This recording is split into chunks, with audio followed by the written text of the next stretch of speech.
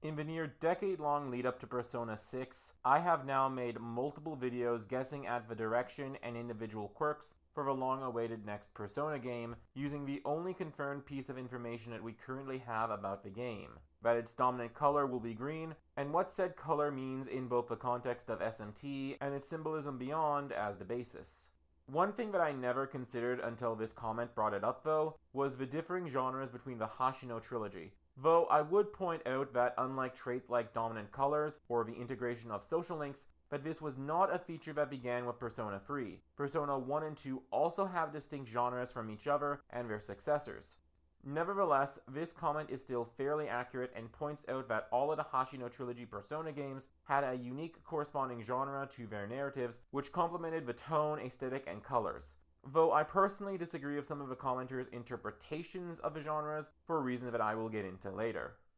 For clarity, genre in this case is largely speaking more the aesthetic and narrative. As games, I would argue, have two types of genres, the narrative genre and the gameplay genre. Persona is a hybrid of JRPG and social simulation with various minigames, and that is at this point undisputable. In fact, if it wasn't that, then Persona 6 wouldn't be Persona at all. In spite of the name, it would be a Persona spin-off.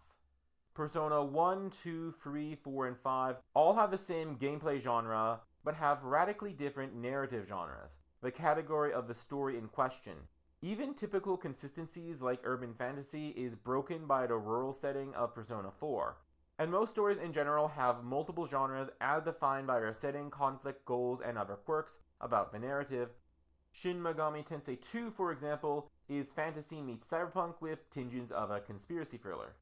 What has made Persona unique is that it fully embraces the narrative genre of its given title, and really goes all in on that gimmick. You can't have Persona 5 without the high-stakes thievery, or else it wouldn't feel like Persona 5. And likewise, you can't really bring up fandom thieves in games without bringing up Persona 5. This leads to the question, what genre will Persona 6 be, and how will it correspond to the color green? To answer these questions, I've compiled a list of 6 potential possibilities. Both ideas that are a response to the Hashino trilogy, as well as entirely unique directions more based off of an association with the color green, and here are those 6.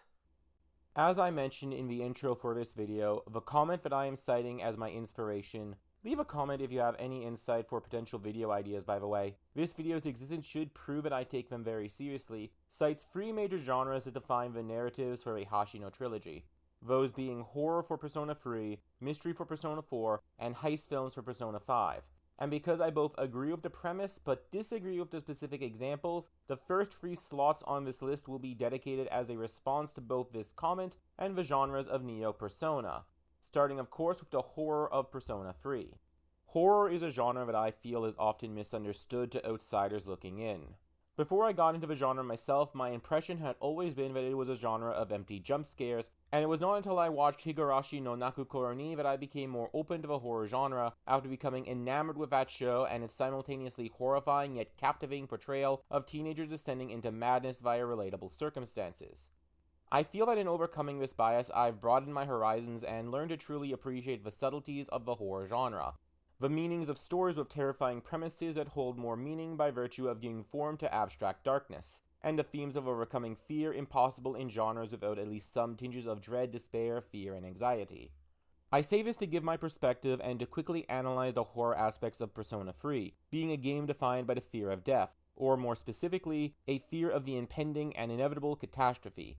However, to leave it at that would be a disservice, as Persona 3 is more so an inevitable tragedy, and while the tone can be very bleak, it is always offset by an underlying abstract hope.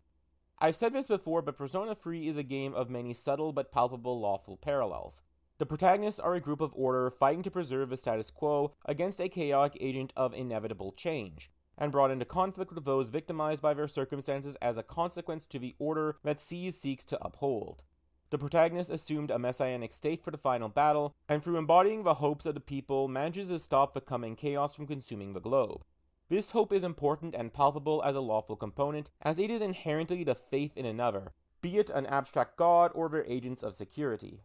But it is also because of this hope that I feel that Persona 3 is not truly a horror game, so much as it is a Greek tragedy with some J-horror tinges in aesthetic. I do get why horror can be an interpretation, as the despair felt at key moments permeates, especially with the unnerving increase of those afflicted with apathy syndrome, but when compared to Nocturne or Strange Journey, atmospheric experiences that lean heavily into the horror potential that SMT offers, a contrast in intention and in tone become apparent, as P3 is ultimately about the lawful solution in a continued security. People want change, even though that change means their own destruction and no real promise of something better. Itsuki wanted to destroy the world and rebuild it in his image, while Strega knew only the suffering that they had experienced and thus wanted for it to end.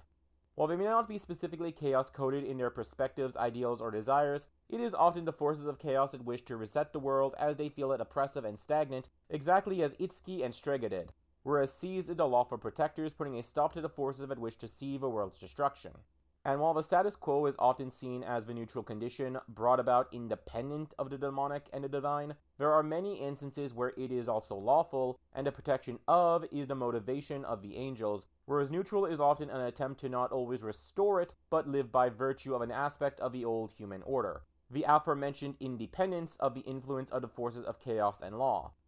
The best example of this perspective would be in Devil Summoner broadly, as the Yatagarasu is a spiritually guided force for good who stand against the forces who threaten their lawful protection over Japan. Be them a spiteful force of vengeance, domination of the people by a foreign power, or a chaotic agent who sees an opportunity for emancipation and takes it even at the cost of turning those he loves against him. Raido Kuzunoha versus King Abaddon is where this dynamic is most palpable, as Akane's acceptance of her circumstances, believing it to be for the greater good, is the perspective of a lawful heroine, while Dan Sukigata's rebellion is the force of chaos as he seeks to emancipate his people from a silent oppression to the blind adherence to tradition which brings them into conflict with Raido Kuzunoha, an agent of the Yatagarasu. However, the best equivalent to Seize's perspective would probably be Jonathan from SMT4, who desires above all else to protect the peace and prosperity of Mikado, and though he understands the plight of the oppressed, ultimately believes that the status quo is worth protecting, as it offers peace, security, and stability for those beneath it. However, if this Greek tragedy is lawful, what then would be the perspective of neutrality? Well, though hope is often fetishized as a universal good and seen as representing neutrality as well as law, I'd personally say that despair would be more fitting for its place within the spectrum. Notice how hope is more lawful in the protection of the status quo, whereas in Strange Journey it is the despair at the current world that provokes action. The forces of law offer change, a hope for a better future where what caused the current state of the world is forever removed from the human condition. While chaos offers something similar, law is differentiated by the context of being reliant upon the benevolence of an unseen and abstract deity, or in other words, hope in its purest and most illogical form, while chaos is more a courageous step towards a better future seized not through hope, but rather objective action with responsibility and liberty more spread across and shared by all. While the neutral ending is that of uncertainty in the original and perpetually avoiding destruction in Redux, both are at their core a lingering despair at the cyclical hopelessness of the world in its current state and the systemic difficulties that prevent real change. Both endings are meant to leave us questioning if change was really a bad thing, and if we've only made matters worse by continuing the status quo rather than offering up solutions. And if this is indeed the trajectory that Persona 6 continues, then the genre that we can expect to see is one of horror, the despair of existing to contrast the hope of Persona 3, but specifically the type of agonizing, persistent despair that we can relate to in the ongoing anxieties that plague the world.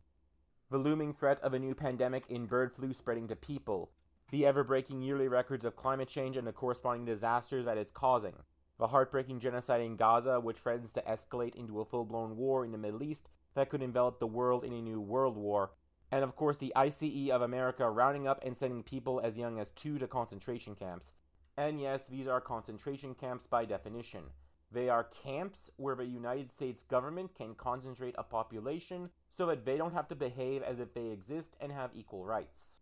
All things that people protest to stop these ongoing disasters from escalating, while the powers that be actively seek to undermine, demonize, and suppress the potential for positive change. The overwhelming dread as our voices go unheard, while the motive for power and control by the powerful is seen as more important to uphold than the future of the planet or the lives of the innocent. This is the underlying anxiety which I'd say would relate quite heavily into the neutral alignment a lot more than hope, as again, hope is a concept more compatible with the abstract and open to interpretation God of law, given that hope itself is a fleeting feeling that is very personable and case by case. But then, what exactly would the horror of despair look like in a Persona game?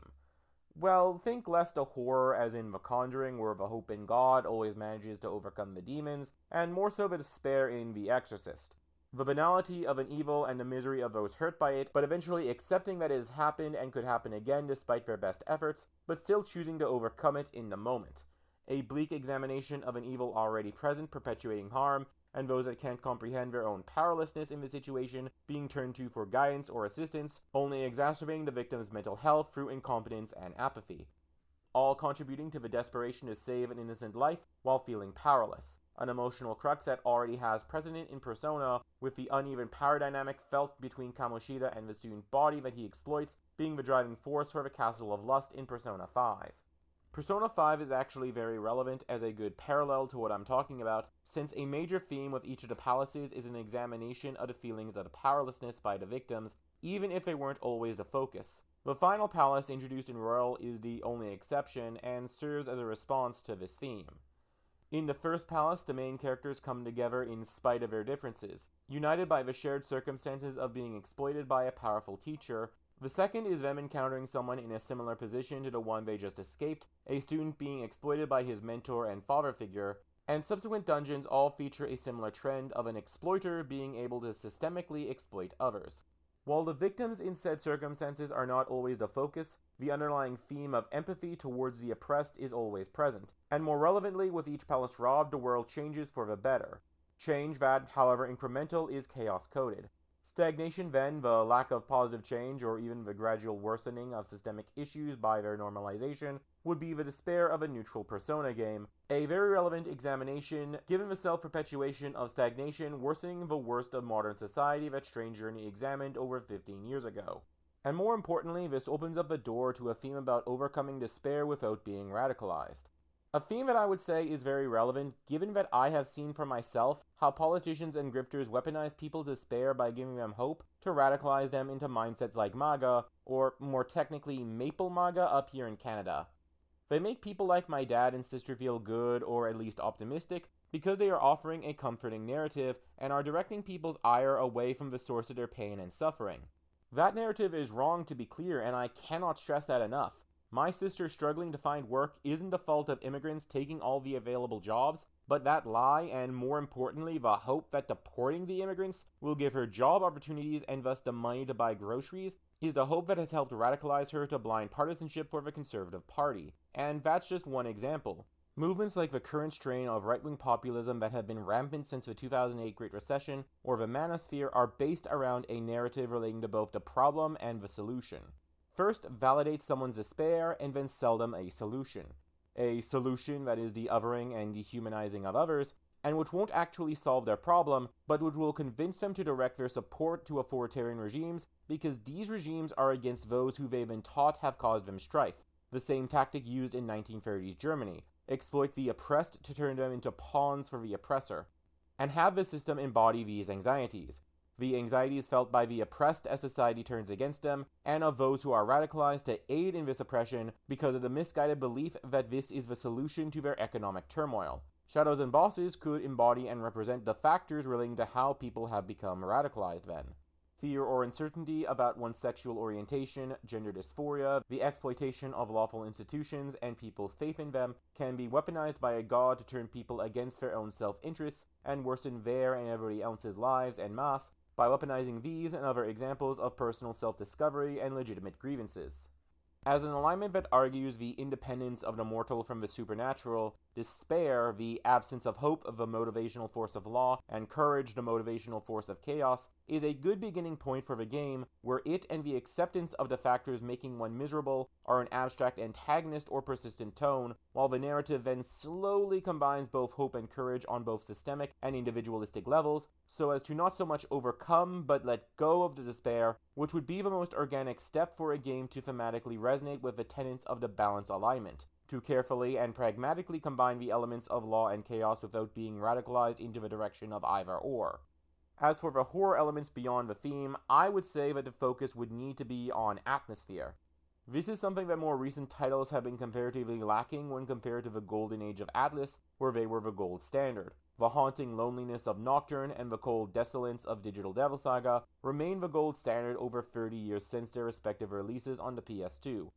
And while subsequent games were not as impactful, the Hashino trilogy did have a quirkiness to the atmosphere of these games. The Dutch angles, odd perspective shots, and disquiet color choices made the dark hour loom as unnatural, while the increasing dread was complemented by a darkening dormitory. The TV world's fog, taking the form of human skulls, adds a sense of unease to what lurks just beyond the view of the player in the fog.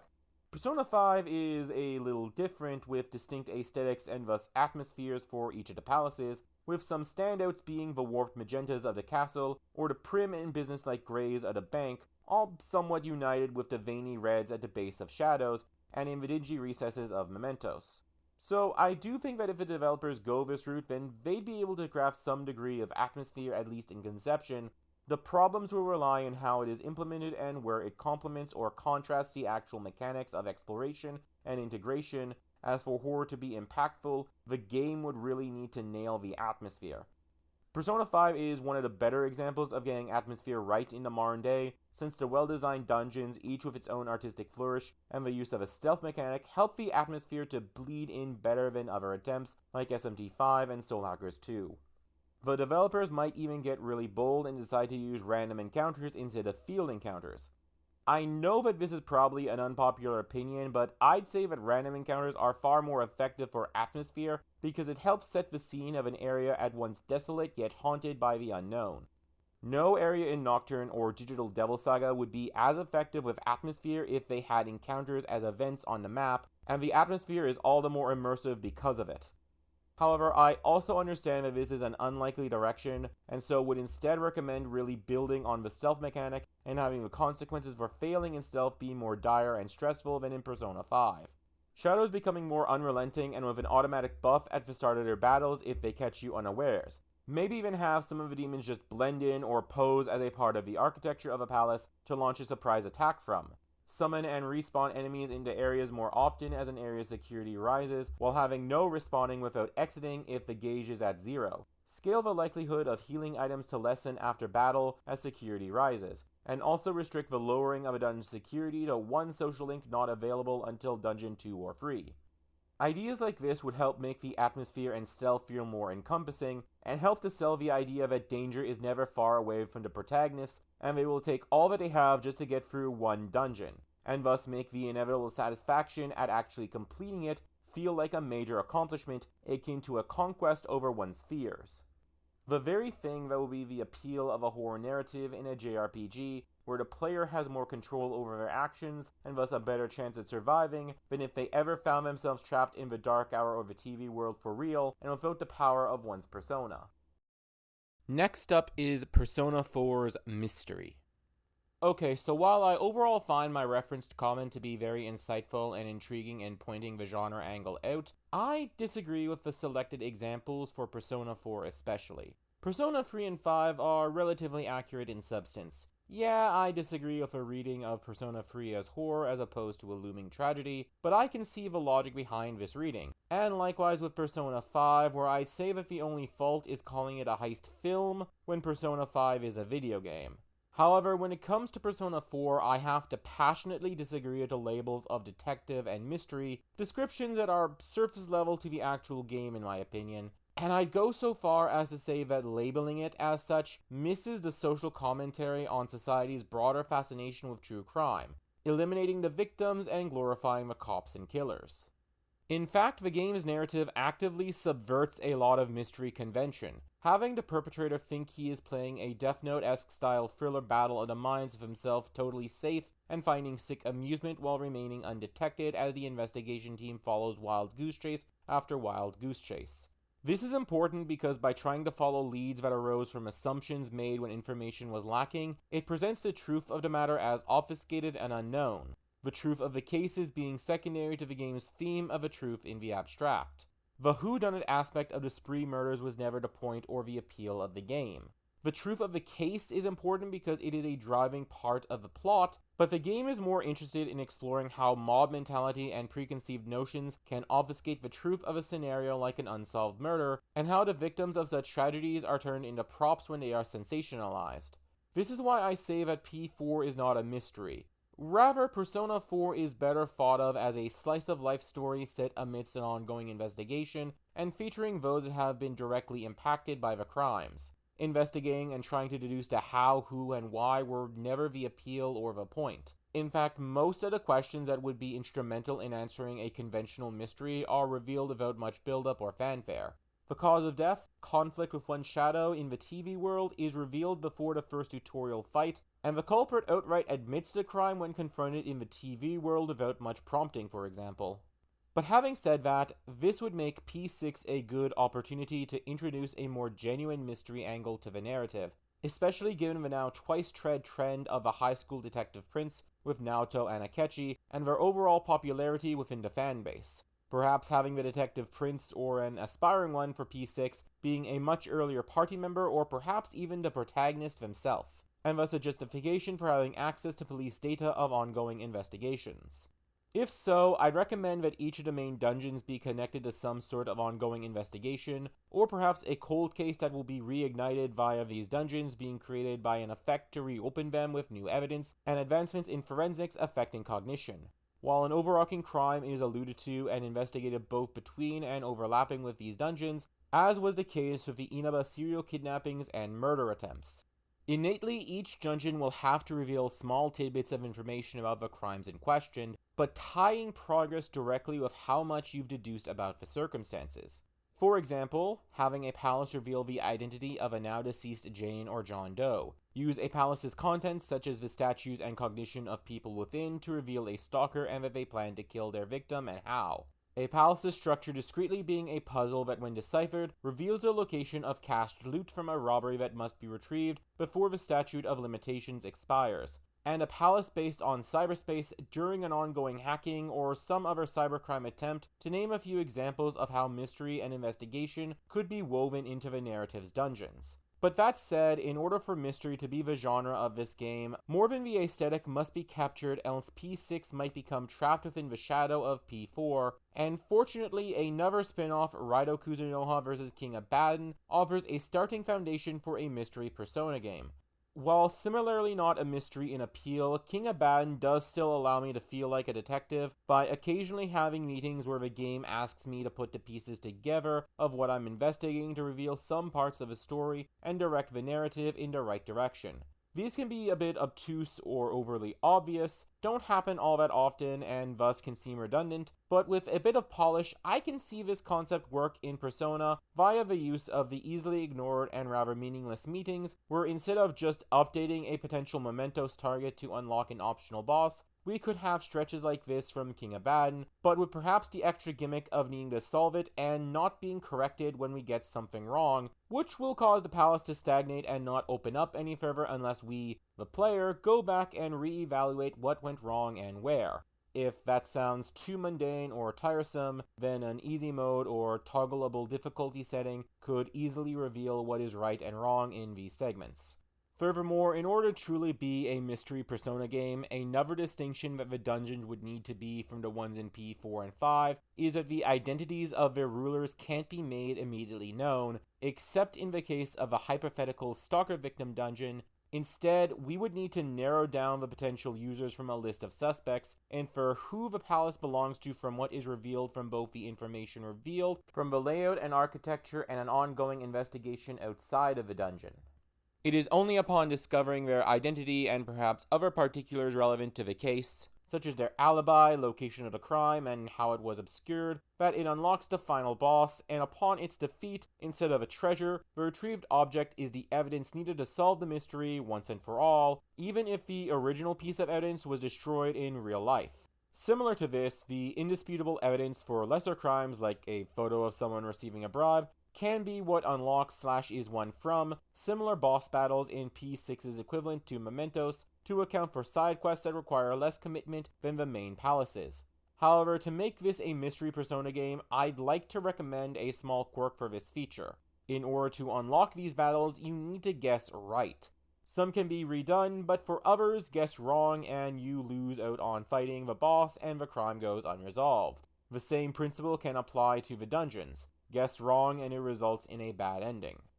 That all said, I wish to emphasize that in order to actually be a mystery, the game would need to ask that the player put the pieces together and solve the mysteries in order to progress. Most of what I said would only give the aesthetic of a detective thriller. Actually requiring the player to solve the mystery will be what makes it a mystery Persona game. I'm not asking for the game to ask me to make deductions on the level of Sherlock Holmes or Gossip, but the appeal of a mystery is to solve the case yourself, for the reader/player to match wits with the fictional detective and perpetrator as the case unfolds, and in order for Persona 6 to be a mystery, it would need to capture this in the gameplay.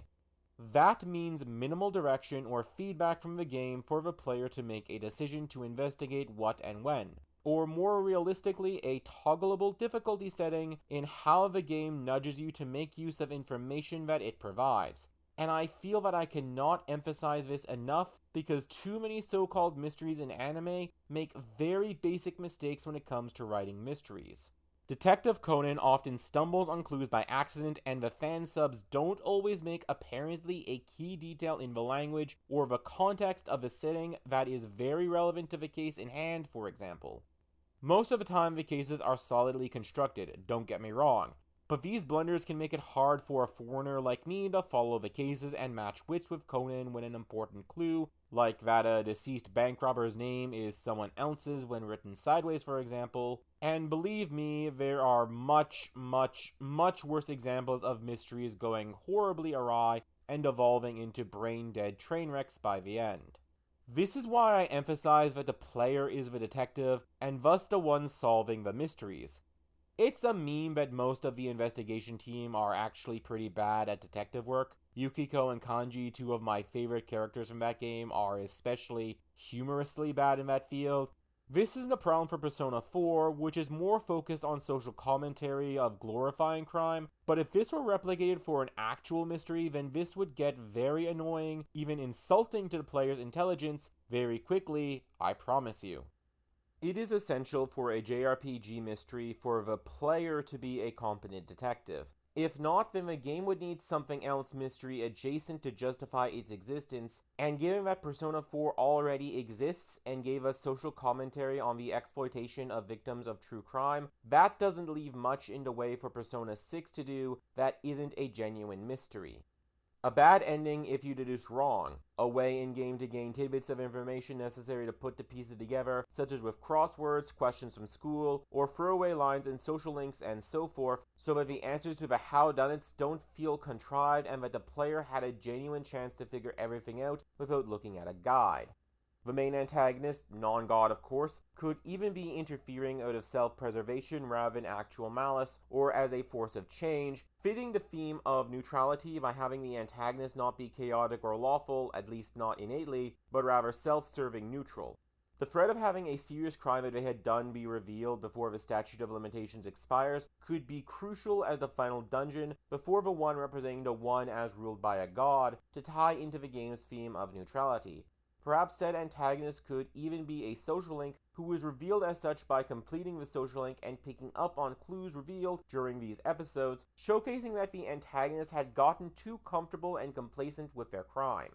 All of what I've said is a good starting foundation for a mystery JRPG, which as far as I know would technically be a first for the franchise. While the Devil Summoner games have long featured the detective aesthetic, never before would the deductions and intelligence needed for a mystery game be the point and appeal, something which is again to the benefit of Persona 4, but which also leaves open an unexplored avenue that Persona 6, a game which a leak once claimed would feature a return to Inaba, to explore.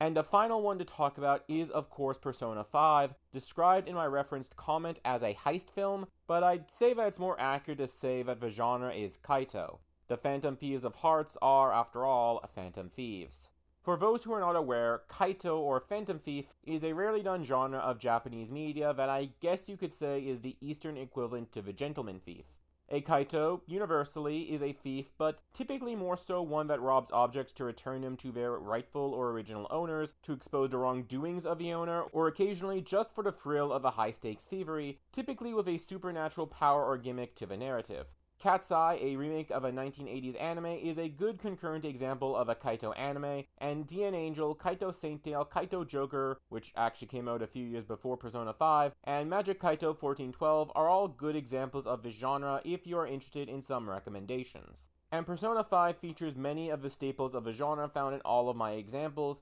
including calling cards, elaborate costumes, a conflict with an investigatory body trying to apprehend the Phantom Thieves, and the idea that these things need to be stolen for a greater good without demonizing the police too much. In many ways, Kaito was the perfect genre for a game so steeped in the chaos alignment, but then what would a good genre for a game like Persona 6 be? A game that is very likely going to be centered around the neutral alignment. While an obvious lawful opposite to the chaotic Kaito would be something like police procedurals, and sure, a strong argument could be made for police procedurals in neutrality, since police tend to be very centrist in real-life situations, and are all about maintaining the status quo, rather than welcoming or aiding in radical change, but the spirit of the police is to enforce the law. They are always agents of the law. Thus, I'd say that neutrality may not be the best fit for a police procedural. So then what exactly would a good genre for a neutral alignment game? What is the balance or neutral equivalent to the battle between cops and robbers? The answer? Those who are entirely independent of either faction.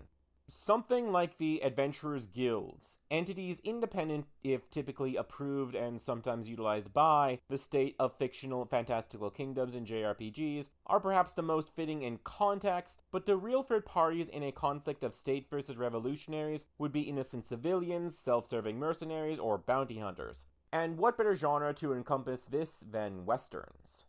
Cowboys can, depending on the circumstances, be either willing agents of the law or chaotic agents against them, and thus they'd fit rather well as agents of neutrality. The only issue that would arise from this genre choice would be the setting. Sure, the first dungeon or mementos could be the wide open plains, but what about the rest of the game? Or would this instead result in a shift to an open world like SMT5? I'd personally be against it, but let's entertain that for the sake of argument. In the past, I've said that SMT5's open world was a fine first attempt, but in hindsight the areas feel more like extra wide dungeons given the limitations on actually navigating the world. I also openly criticized the demons in that game for being comparatively basic because of their integration into said world. Rather than the repossession of abandoned buildings as dungeons, homes, or hubs, all of them are simply roaming about the desert and not really doing anything of note to imply that they have any real agency or desires until the protagonist shows up and they decide to either flee or attack.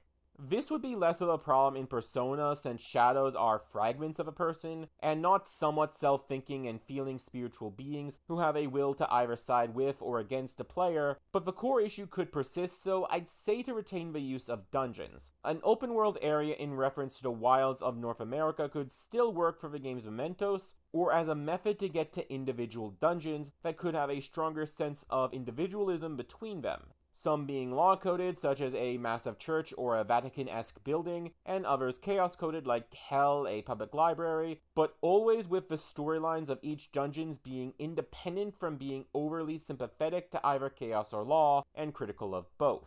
The Western Plains could also work as a general hub like the entrance to the TV world before departing to specific dungeons if not an open world, but the main point would be that the game carries the spirit of a Western. It can certainly abandon that aesthetic for some of the dungeons so long as the general sentiment for the genre remains as a solution for taking down the palaces or whatever the game's equivalent would be. After all, while P5 is pretty much steeped in the Kaito genre's core tenets, a space station isn't exactly a common or even pragmatic location to set phantom thievery in, so P6 could do likewise. Set our cowboys in an underwater supervillain base, for example, but retain the whole Western genre at the core by having the method to clear each dungeon relate back to the tropes of Westerns. Maybe instead of taking something away, the way to clear each dungeon is herding some of the shadows to a dungeon's core to force a confrontation between the palace ruler and their shadow self before a boss fight triggers, or even the opposite. Like in the jails of P5S, have our cowboys liberate people's shadows as they are being herded by boss shadows to specific areas at certain points in the day, and their liberation causes the jail ruler's hold on people to break down, thus making them desperate to hold on to their grasp of power.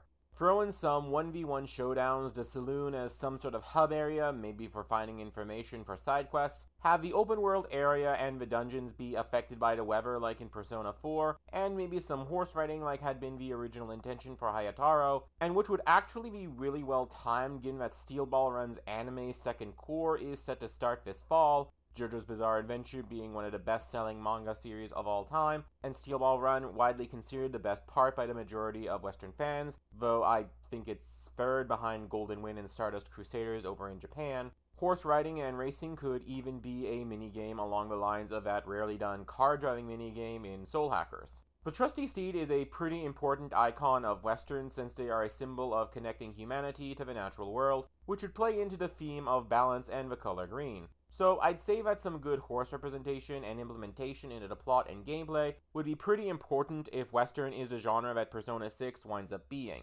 The last thing that I'd like to talk about with regards to a Western is how it could play into a potential rivalry between Persona users, akin to the sort that was teased with Joker and Akechi, maybe have the equivalent to the latter be the villainous outlaw to contrast the heroic outlaw that is our protagonist. The heroic outlaw being a staple that would again really play into the idea of neutrality by having the protagonist be neither lawful or chaotic, but rather unaffiliated with either.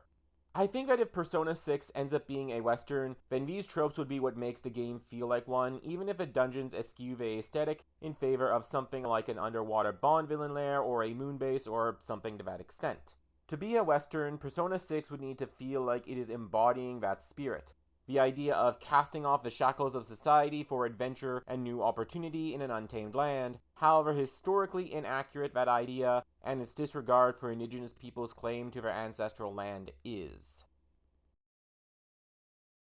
One underrated and underutilized aspect of Persona 3, and really Neo-Persona more broadly, is the school setting. While this is a heavily criticized part of Persona for its repetition in the West, in Japan it's considered foundational. Persona 2 Eternal Punishment, the only game to deviate from the school setting, is the least popular Persona game, in part because of its departure from it. And Persona itself exists because many fans latched onto the high school setting from Shin Megami Tensei If. This is why it's just kinda stupid to expect Persona 6, or really any future Persona game that isn't a spin-off from the main series, to not have a high school setting. Japan is just way too attached to high schools for that not to be a major gamble, really. It might appeal to the international audience, but then why even have that as a Persona game? For me, a big part of the anime appeal is that it is a different culture. Yeah, Disney has influenced some works like One Piece, and FLCL and Studio Ghibli films were major influences for Avatar, but works from Japan like Dragon Ball, Sailor Moon, and yes, Persona initially, were great because they weren't trying to pander to Western censorship and sensibilities. They were the creative work of a different culture that resonated with aliens to that culture and got us to learn more about it, and in turn appreciate the work more. Perfect example is the original SMT1, which becomes all the more insightful and poignant when you know the political context that the game is critiquing. Notably, the fact that the Chaos Route was a rebuke at Western influences over Japanese culture, politics, and the economy feels like it's aged especially well as a bit of social critique given the move of the anime and video game industry to try and pander more to stereotypical Western sensibilities. The whole discussion on the global standard is for another time, as is the hypocrisies of some of its ardent critics also being for the censorship of media that doesn't align with their values. But the main point that I want to make before it becomes bogged down with that karma is that Persona is a Japanese game, and that the developers are Japanese. That might sound obvious, but given the vocal cry for it to abandon its Japanese identity by foregoing things like the high school setting, it feels like it needs to be said. A big part of Persona's identity is that the games reflect the modern-day youth culture of Japan, which has its similarities to Western youth culture certainly, but it also has its distinctions as well, and one of those is that high school is a very big deal. A time when mock tests are treated with the reverence of major sporting events, and teachers accompanying their students to mock exams as if they were their coaches. If I had to sum up the differences though, it would be that in the West it feels like youth culture likes to distance itself from high school, whereas in Japan youth culture likes to play into high school as the best years of students' lives. and also the most important academically, given that many highly regarded employment opportunities are more focused on high school versus college or university degrees. So there's a lot more pressure to do well in high school versus college, where most don't even bother to graduate in Japan. As such, I have to wonder how inevitable it is for a Persona game to really play into its high school setting and implement a school story genre. Okay, so basically a school story is what it sounds like. Think Harry Potter or My Hero Academia, in having the school serving as a microcosm for society, and thus it being instrumental to not only the setting but also the themes and the narrative beyond it. A school story is not simply a story that happens in a school, but rather it is a story that cannot happen outside of the school setting. This is why I earlier brought up Persona 3. Persona 4 and 5 feature high school students, but the schools aren't really anything special, whereas in Persona 3, Gekkoukan Academy has ties to the Kirijo group and is part of the recruitment process for C's. The fact that they are students is crucial to the plot and somewhat relevant to the theme of death and the aspect of a spiritual death, which is not really the case in Persona 4 and 5. It may have been the intention for Persona 5 at one point, given that the principal has some connection to Shido's cabal and is eliminated, but as a plot point, it's a really underdeveloped one that feels like it was decided to be unimportant at some point. This means that a school story feels like it'd be really fitting and really a natural evolution of Persona as it has existed up until now, and thus be an organic direction for the series to take, be it as a critique of the glorification of high school like Danganronpa, or something that really plays into the fantasy that I think a lot of Japanese kids may have of high school when they first enter, which is all those Harry Potter-esque harem high school fantasies that were the plurality of all anime every season back in the 2010s, though obviously Persona 6 should be written much better than all of those examples.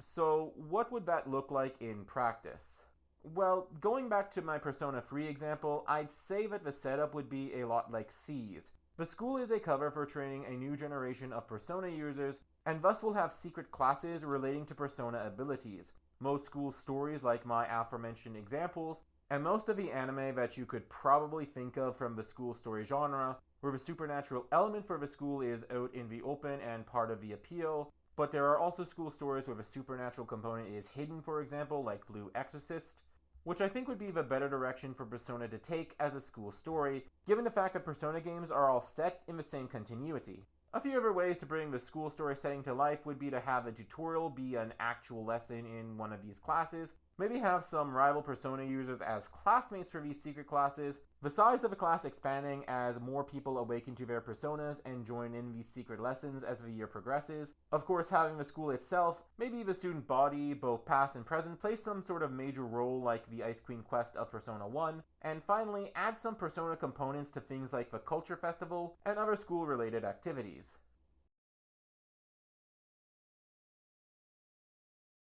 Denpa is probably the most out there recommendation for a genre on this list, since it really wouldn't be the main genre so much as a potential route for the bad ending. For those who don't know, Denpa is a subgenre of psychological horror, defined by the contrast of a mundane setting with the emotional detachment and stress felt by the main character or cast, typically brought on as a result of isolation.